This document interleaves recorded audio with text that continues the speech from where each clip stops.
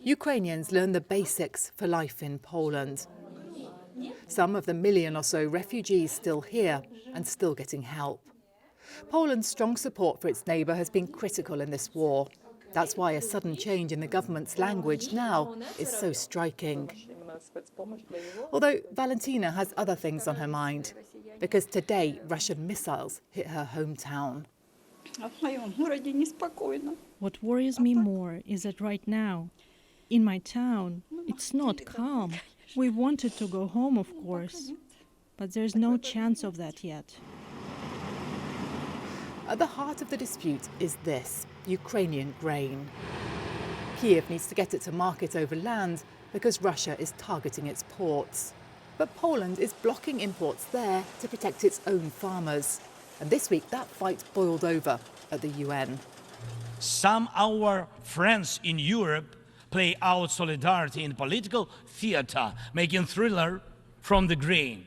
And they may seem to play their own role, but in fact, they are helping set the stage to a Moscow actor.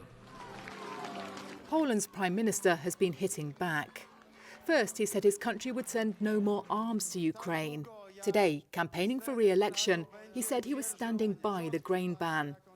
And he warned President Zelensky not to insult the Polish people again. Poles will never allow that, he said. Poland has been one of Ukraine's biggest backers ever since the start of this war, often pushing other countries, in fact, to do more. That's given the government here a huge amount of international credit.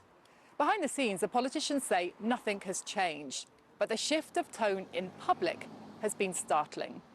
The context to all this is critical. Elections are just 3 weeks away, and it's not only farmers' votes the governing party is chasing, it is the far right too, who think Ukraine has been helped enough. That radical shift worries some here, who see Poland setting a damaging new example. Nobody thinks about strategic interests of the country, about national interests.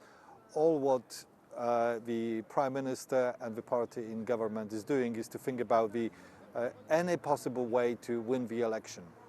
It's a dangerous game, and I think it's irresponsible what is happening now. This war is right on Poland's border. But even as it's boosted its defences, it has always said backing Ukraine was a matter of principle, not just security. Now, Poland is suddenly sending very different signals. Sarah Rainsford, BBC News, Warsaw.